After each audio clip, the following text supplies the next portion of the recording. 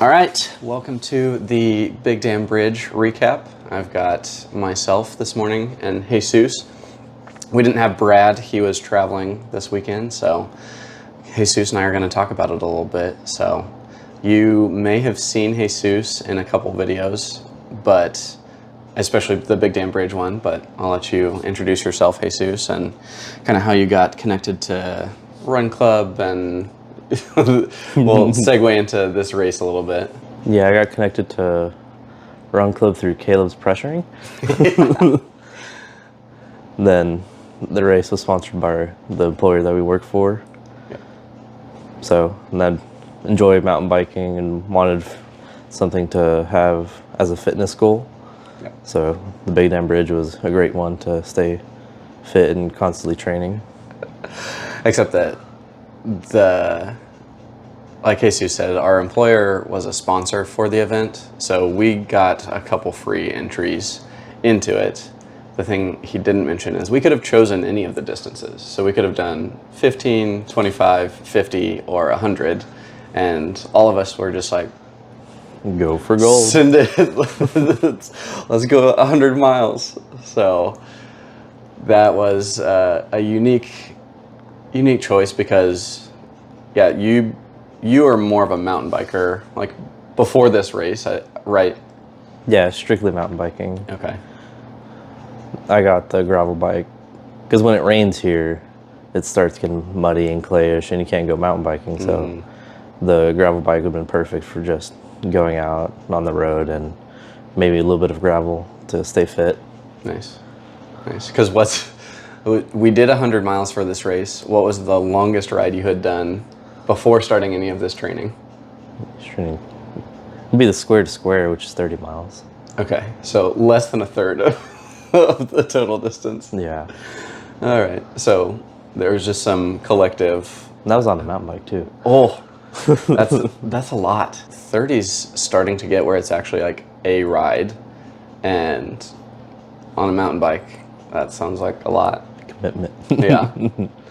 Because you had done, your furthest was 30. I had done, I think, like a 27-mile ride. Because I hadn't gotten my gravel bike until like right before this training cycle as well. Yeah. So some complete novices. And then Brad, I think, he didn't even have a bike when he signed up for the race. He like bought a bike during the training cycle. Good old Facebook Marketplace. If you think, you've done 30 miles, you can probably get to biking 100 miles because we all at least completed it. Whether that was, done well or not is a separate question. Yeah. But talk about our training cycle and kind of what we did to prepare for this race. I think the best thing that we did to prepare is the biking to work, because it gave us the 20 miles consistently, kind of, that we had. It was like 2 months or 3 months that we did it for. Something like that. But that really helped just maintain that higher level of endurance. Compared to what I do for mountain biking is just me going out there and pushing myself really hard out on the trail, not as just taking it easy and going for the distance. So kind of different because I'm not trying to beat a time, I'm trying to finish. Yeah. There's definitely a separate goal than, some races where you're like actively trying to, I guess we had a goal. It was just get across the finish line, which we did. So, the training cycle wasn't a complete failure by that standard. Yeah. But yeah, I think for me, this training cycle was interesting because my background is so much more in running, as the majority of the videos on this channel have been running based, and marathon cycle training is like 5 days a week. So that's typically 3 days during the week and then both days on the weekend, versus I think at least I was along the range of like one bike to work a week, which were like 22-ish miles from work. We live pretty close to each other. And then we started with like longer rides on the weekend and progressively got to, I think we ranged from like 30 to 70 miles like a couple weeks before the race. But it was like we were doing 2 days a week, as what I was typically doing. I think you slipped a couple more in there, Yeah. but you were more at like 3 days a week. Yeah. Not more than that, right? No, not more than that. That was just to be on the mountain bike. So you were getting, on the bike, not necessarily the long distance biking prevalent kind of to this race, right? Yeah. So, okay, so then we did that training. How did that training feel once you got to the race? I think it was, training wise, I think we could have done more. Could have gone a lot more elevation, because that was definitely something that I feel like we needed. Yep. We did that one big in Winslow, but that's about it. But for feeling on the race, I think it was fine. We came out, and I feel like I knew what to expect after Winslow. Agreed. And he's referenced Winslow a couple times. We biked basically from Fayetteville to Winslow and back, which was our 70-mile ride, and it was You a doozy. did. Oh, yes, sorry, I did. Jesus joined for a part of that because I think he may have slept in a little bit that day. But no, and that's what, it's so fascinating because obviously a completely different sport than running, and I felt like wildly undertrained. Like, I've run marathons and half marathons, like where I have been really well like conditioned, and not. And this race felt much more on the not side for me. And I mean, I probably could have told you that going into the race, given that I trained pretty much like 2 days a week, and I threw some runs in there as well, kind of mixing it up, like you were doing with mountain biking. But if nothing else, the thing that I would change, if I were trying to do kind of that training cycle again, was add more elevation. We've got a really good greenway trail system here, which is awesome. It's great for bike access, but kind of the two downsides to it as compared to this race, for me at least, were the greenway is pretty flat. It doesn't have a ton of elevation across kind of the north-south distance of it. And then it also is it's pedestrian in nature, which is good. It's for, access for people in Northwest Arkansas to bike, but you're not going as fast as you are for kind of the race setting as well. Right. Yeah. And I think that's a big difference as compared to like our long Winslow ride. We were biking more in the like 16 miles an hour. And we were on the road. Yep, and it was on the road, and it had a lot more elevation, and all of that makes a big difference. So that was like a big lesson learned for me of, if I were doing it again, even if I weren't biking more miles, I would probably change the speed and location of those miles to be a little bit more prepared for something like Big Dam Bridge. But, I would also say that if you are a relatively fit person, you could probably get across the finish line with a couple days a week. And, consistency for 8-10 weeks, that's probably as long as we did. Yeah. Which is also not a very long training cycle, all things considered. Like, marathon training cycles are usually like 18 weeks. So a little bit longer as well for that. But that's kind of my lessons learned. Any other thoughts on our training cycle? The heat. Okay, yeah. We biked in heat, and it actually helped because it got Agreed. pretty hot out there. So we were hitting higher temps on training. So I think like 94 maybe would have been our highest. So it forced us, or it forced me to drink more water, be more aware of how much I'm eating, how much I'm drinking. So it kind of helped with being out there. Yep. I was watching feeling myself, make sure I'm doing good and not gonna over exert myself in the heat. Yep. Yeah, I completely agree with that.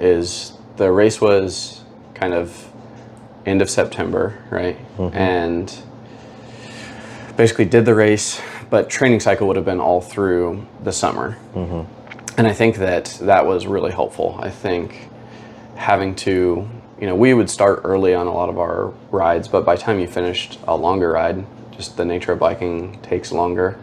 it was getting into the higher temperatures, and I think that was helpful as far as, knowing how to fuel right, knowing how to just like feel what it feels like to be in the saddle when it is 94 degrees and you've already been biking, 50 miles. Yeah.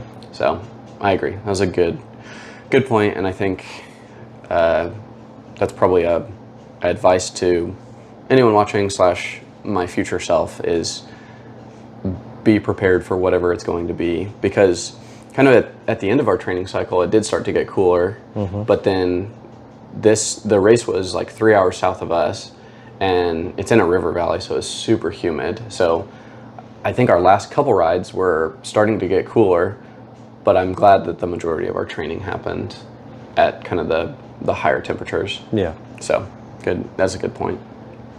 So, okay, with that, let's talk about the race day itself. So kind of walk me through kind of what we did, stopping at aid stations, what, our plan was, because I think loosely at the beginning we had planned to stay around together unless someone was feeling either really good and or really bad. Yeah. So talk a little bit about the race and kind of your experience with it, because, for both of us, it was a very new experience. Yeah, for the first road type race and my first centennial, and it was pretty interesting because mountain biking, mountain biking here, you start with like your age group, and it's 2 or 3, 5 people. Then you're off on your own for the most part, but this was huge for me. Yeah. It's like 100x more people. So we went around. The first aid station we did skip. Yeah, that's true, because a bunch of people had stopped there. If it was like kind of us trying to race people, I think that would have been a great strategy. But there's a lot of aid stations. Yep. But that was pretty good. They're run by different locals and organizers of the race. I would say I had a concern of nutrition and staying hydrated. I knew there would be aid stations, and I've run a few aid stations, so I kind of know what to expect there. We did keep stopping, and every time we would stop, I'd feel rejuvenated after, because you get your pickle juice. I ate peanut butter jelly sandwiches most of the way through. Yeah. I think for both of us, it was so much different than kind of what I've experienced before. It was a ton of aid stations. I think they were every like 10 to 14 miles. I think if I were doing another one, I don't know that I would have stopped at many as we did, because I think we stopped at basically every single one except the first one. I think kind of trying to stay as a group, including when we met Chase and Kinsey, and so just wanted to, I guess, experience the event, which I enjoy. Yeah. And I think if we were going for a faster time, we could definitely shave off a good chunk of time, even just being a little bit more judicious in what aid stations we stopped at. Yeah, it was interesting with all the aid stations. It was interesting going out with a ton of people, because how many people you think biked the event? I would say like 500 to 1,000 maybe. I don't know. There's a good amount of people. It was at least a quarter mile of like full of people. Yeah. Oh, absolutely. And talk about kind of the vibe, the experience of like this road bike event versus like the mountain bike events that you've done. I'd say they're very similar. Okay. Interesting. Because the mountain bike event, it's smaller loops, and if you're like just an amateur, you start at doing just one loop, and as you get in higher categories, you do more loops, which take more time. But I feel like you go out there, you race, then you eat and have fun. That's about it for the mountain biking. This, you're out there with the organizers, and you kind of feel like those people are supporting you, and they're cheering you on. They're excited for you. Yeah, it is a little bit different. The other mountain biking event that I've done, that I've volunteered for, it is very similar. You get your aid stations around, and you have people cheering you on. Because I think the last one was the Peddler's Bash that I did, and you're at the aid stations, you're out there handing people food, making sure they're all taken care of. Yeah, that makes sense. And that's what I don't have as good of a feel of like bike to bike events versus like this was a wildly different event than I think a marathon is like the closest thing you could compare it to. But something that's interesting about this, and I've kind of, even in these recap videos, I've talked about road races running wise and like trail races. And I feel like there's a big difference there as far as trail races have a much more like laid back, like way more mellow. Yeah. You know, they're like trying to hand you like beer or jello shots at like trail races. And I feel like mountain biking is like, at least talking to some of our coworkers that mountain bike more, it sounds like it's more in that vein. Yeah. But so like that was a big difference. And then there's no / way less crowd support for an event like this. So if you run like a half or full marathon, depending on the event, but like there's going to be people out there cheering. And some of that's just the nature of like, it's such a more condensed thing. So like you think about like the Bentonville half marathon, like it's all in Bentonville. So like that's kind of in front of people's houses and like they are excited about people being out there and doing that versus, and that's nothing I think that a cycling race could really even do because it's just such a big footprint of like where people would have to go to be like cheering. So like that was a big difference. And then to me, like we were like way out there from like where we started. Yeah. Obviously that shouldn't be a surprise given that it's a 100-mile race.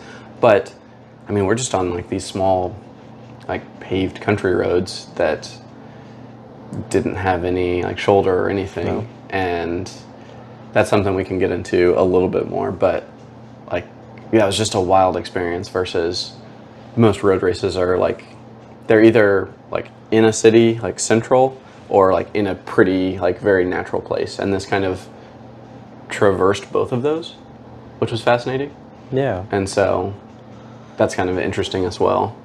And I assume, you know, mountain biking tends to be more just in the pretty places as compared to like something like this. I don't know. Would you agree with that? Like, yes, I have no experience with the running races. Yeah. Are they like, typically lined up with people, crowded? And I mean, yeah, it's all going to depend on the size of the race. So like, you know, I ran the Chicago Marathon and there was people spectating basically the whole way. Like there were people cheering for runners like all 26.2 miles, which is just like nuts. And that's the like far end of that spectrum. You know, the last one I did in Eugene, there was a good amount of people cheering, but there's like large sections of people not. But you see lots of cheering, you see lots of like signs, lots of like, you know, I feel like there's always little kids with like a sign that's like, hit this button for a power up. And it's just like funny and like engaging in terms of kind of the participants and the crowd watching. Does that make sense? Yeah. So. Yeah, with mountain biking, you feel that. You get the people out there with the little cowbells just shaking them crazy and cheering you on. This feels like you go to one of those aid stations and you're just, here you go, let's go. Yeah, it's a little bit more almost like corporate, like a corporate race feeling. And I don't know if that's road biking in general or this race or whatever. Well, you know, we'll have to sign up for some more of these races to figure that out, right? Oh, yeah. So, no, and then, okay, that kind of covers all that. So then thinking about, like, road biking, like, what was your experience? Because I had a lot of thoughts during the race where, you know, I'm getting passed by people that are, you know, a couple feet away from me. They're, like, blasting by me. Kind of talk about that experience, because it's definitely less protected than mountain biking or, you know, in my case, running races for sure.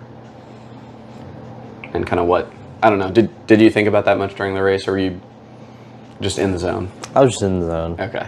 With that, again, Winslow ride, we had cars passing us and everything, and I kind of knew what to expect, and I was just following people. As for the cyclists, it was kind of interesting seeing people. Everybody was doing their own race, kind of. It's like, maybe because we were in the far back, but I feel like if someone was stopped, I would always be like, "Hey, you good?" And I feel like I got lots of like curt answers, whereas like very like, "Yes, like I'm fine." I was like, "Is this just like not what people do road biking, or what the deal was?" But and again, we were biking 100 miles, so people may not be feeling the best. So tons of grace there, but that was definitely an observation that I had of kind of cyclists in general versus this.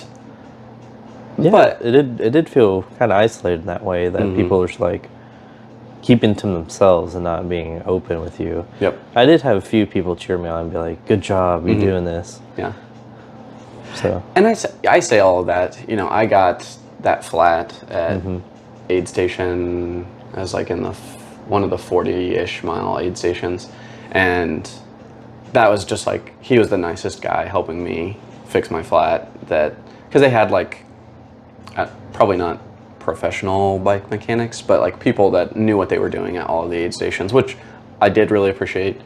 Like I said in the previous video, it was my first time changing a flat. Chose to do that during a race, so Yeah, I was really appreciative of him, and he was super, super nice.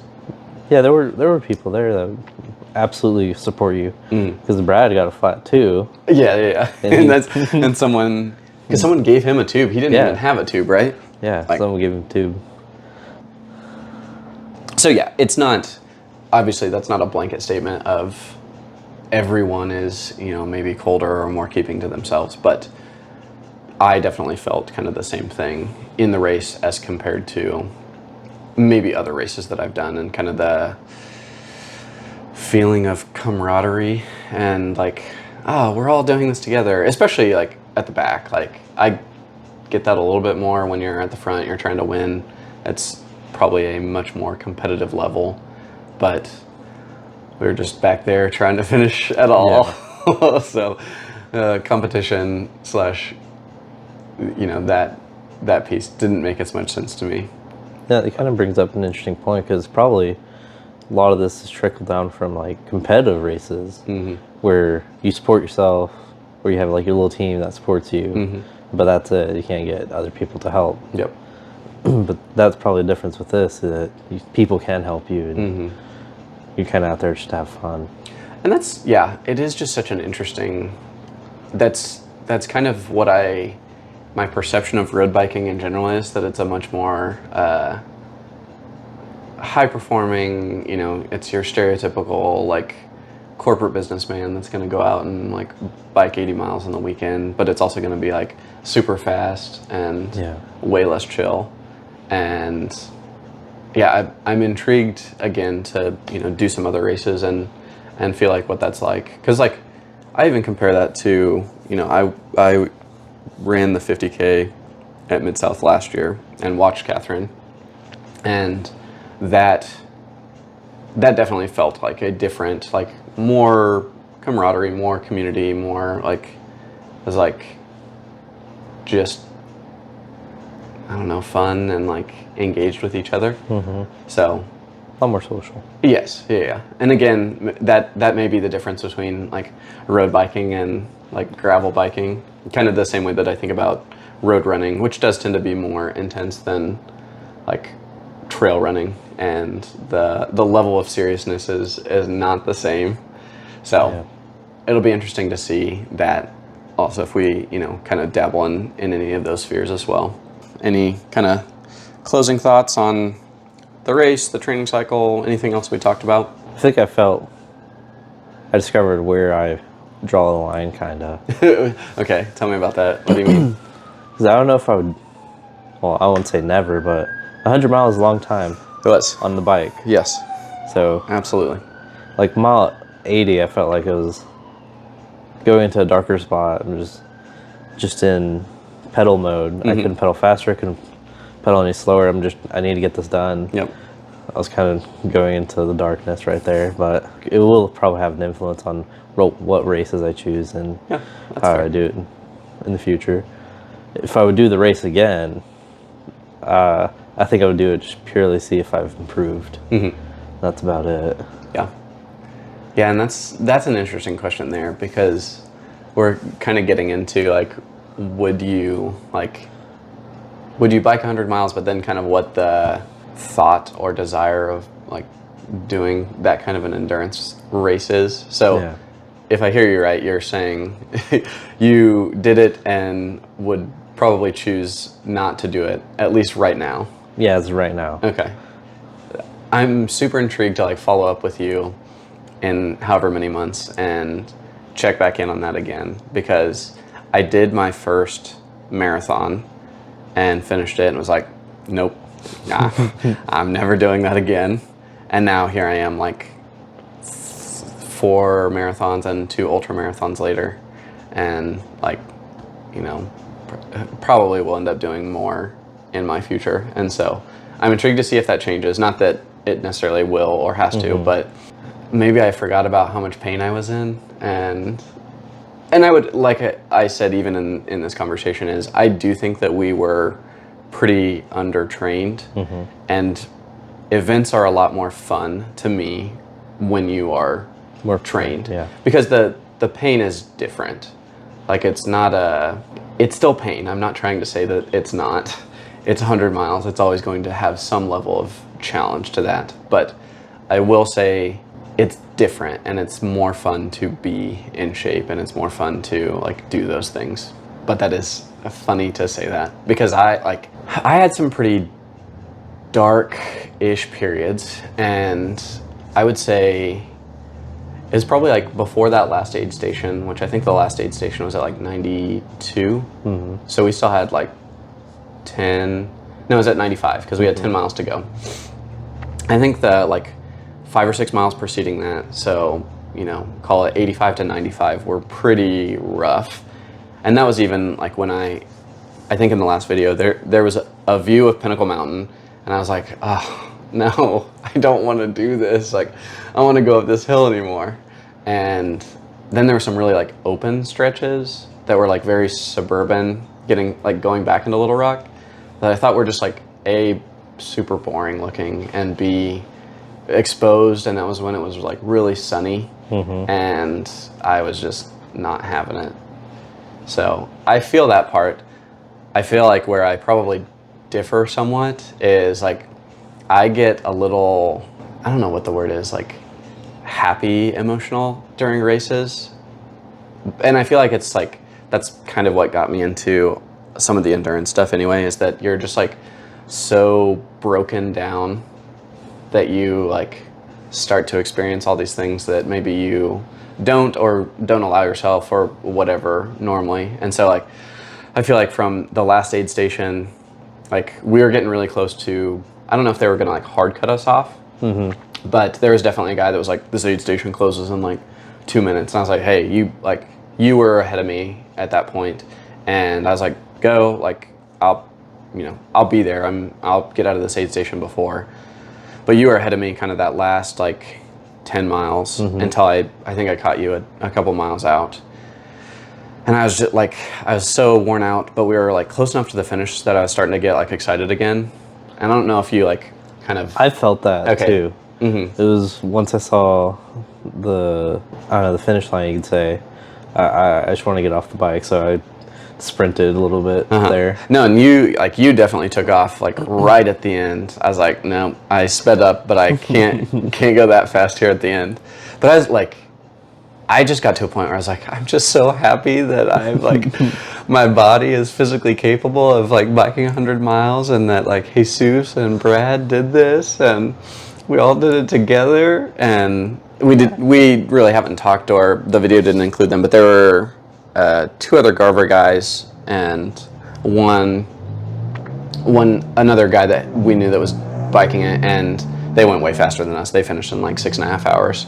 And I was just, feeling all the feels at that point, which is like, I hit that point in most races where just a lot of like gratitude for whatever reason. So yeah, think about that the next time you're... Yeah. I didn't feel that, like I said, that 85 to 95, but it's like when I was close enough, and it was getting prettier again. We were getting close to the finish line. I was like trying really hard to catch you from like the last aid station to the finish line, and then like I did, and we biked with each other for like 2 miles there, and then you like sprinted at the very end. But it was like, yeah, I was just happy to be biking and be alive and have the ability to bike 100 miles. Definitely grateful for you there, because I totally forgot about all the drafting that we did. Oh yeah, That was like something new to us. That was, yeah. You talk about novice bikers, like did not realize how much of a difference that made, and it was wild. So at a certain point, like, I was behind you, and I was like, I got no energy, and I drafted right behind you. I was like, all right, drop in behind me, and it was good. It was. I was grateful at that point, and yeah, it was all good. How did you feel? I'm intrigued on this, since especially this was probably your first like big endurance. How did you feel like right after the race, and then how did you feel like next day, and kind of, did you get back on a bike that week? No. Okay, I didn't either. So no, I actually did. I did one. That's what I thought you did. That's what I was like. Okay. Yeah, how do you feel? Give us some like post-race. So I think post-race, I felt fine. I think the body recovered well. I didn't have like a lingering effect of it. Said after a few days, I felt like I needed to move. That's for sure. I needed to move, so I went mountain biking. And it was pretty good to move. But I think like after that, I started to feel it. Yeah. Like my muscles were very sore, and it's like when you do that leg day at the gym, it's like the 48 hours after, that's when it hits you. Yeah, this little delayed onset soreness. Yeah. Love that. Because it did affect me after that mountain biking. I did another mountain biking in California. Okay, yeah. Which the muscles did not like that. Like, wait a second, bud. Like, you are not ready. Yeah. That's too funny. And speaking about that, the Garmin app, the training app and all that stuff, I was kind of keeping an eye on how my body was feeling and stuff that it would say. And it kind of did go on par. Okay. It would give me times where I know I haven't biked a little bit and tell me I'm ready to go. And I'll go out there and I was like, yeah, I was ready to go. Yeah, that checks out. And there's times there said I was straining myself, and I was straining myself. Yeah, that all checks out as well. Oh, too funny. Yeah, that's what it was interesting, because I feel like I felt worse like right after the event than I did like my last marathon. Granted, I think my last marathon was the best shape I've been in my life, and so probably not a great apples to apples comparison. But then the next day I felt like way better than I did the next day of the marathon. So that was really interesting to me. And just like, I felt less just like beat up as a whole in comparison to like that. And it was the strangest thing, we talked about this a little bit before, is like the things hurt that I didn't expect it to hurt. So like this part of my hand really hurt from like, I think at the end, just leaning really, really hard on my handlebars, and that piece of it, just like where it was really shaking my arms, like that really hurt. Like that hurt like that whole week, and did not expect that like at all. Yeah, it probably goes into the bike fitting, but I also did feel like the arms took a bit of more toll than I was expecting. Yep. Like my elbows were hurting a little bit. Not so much the wrists, but yeah, I feel like a lot of pressure on the elbows. Yeah, it was. Maybe getting to somewhere to actually get a bike fit would have helped out a lot. And that's something that I would definitely be intrigued about doing if I were doing another one of these, because it's fascinating how small of differences, and just like I'm just a novice when it comes to cycling. Like I don't know what good form is, and so it'd probably be good to have someone that knows a little bit more than me tell me. I'll just say I'm YouTube trained. Say I've got YouTube videos about me biking, so if you'd like to go check them out. Something that I'm glad I did, especially since we didn't have to pay for the race. Yeah. And it was a definitely a unique experience, and I still have aspirations to run further, getting into like 50 100K, 100-mile like runs. And so I think all of that will be helpful then, just because you're just going for so long. And there's definitely a mentality piece to, like, for us, it took us like 9 hours, right? You just have to be okay that you're going to be like exerting yourself for the next 9 hours. And, you get into even longer than that for like a 100-mile run. And so I did think to myself several times, is like, you want to run this distance, Caleb? Like, this is crazy. Like, this is absolutely insane. We'll see if that ever actually happens, but in theory, it's a goal. In theory, yeah. Yeah, it kind of I've completed the distance now. Now I just want to focus more on speed. Yep. I just want to get faster so I can be a little bit more competitive. It's I don't know if bikers do this as much, but like, everyone's got their like 13.1 like bumper sticker, 26.2 for like if you've run a half or a full. Like, you're gonna have to get your little like 100-mile bike. All right. Well, any other thoughts on Big Dam Bridge or otherwise as it relates to cycling? It was a fun event. I enjoyed it. Agreed. Still debating on whether I'll do it again. Yeah, to me, it was a fun event, and a big piece of that was, and this is how I feel about most events, is it was fun doing it because, we probably got to hang out more this training cycle than I have, definitely training-wise, or like that bit with you. Same thing with Brad. Yeah. Same thing with like Dawson and Adrian, who went. They were training with us. They just were the faster group, and so I really enjoy that piece. And that's the part, that when I talk about having some emotional feels, like that's that piece. Whereas if I was doing it by myself, like, I would still be grateful that I could do it. There's less the team / camaraderie piece of it. Yeah, a lot more fun with friends. Yep. That just about covers our recap for the Big Dam Bridge 105-mile race. I keep saying 100, but it was 105. Don't forget those last 5. So thanks for checking it out today. Thanks. If you want to see the actual race, there's one video go where you can see Jesus and I doing it, and him sprinting there at the end, just crushing it. And it was a good event. So appreciate you checking it out. For now, this is it on the Big Dam Bridge. If you'd like to see other events, there's probably a lot more running content than biking content on here, but we've got lots of videos with that. If this was entertaining, Jesus was very entertaining to me, so like and comment about how great Jesus was. And appreciate you watching today, and we will catch you next time. So until then, keep it natural.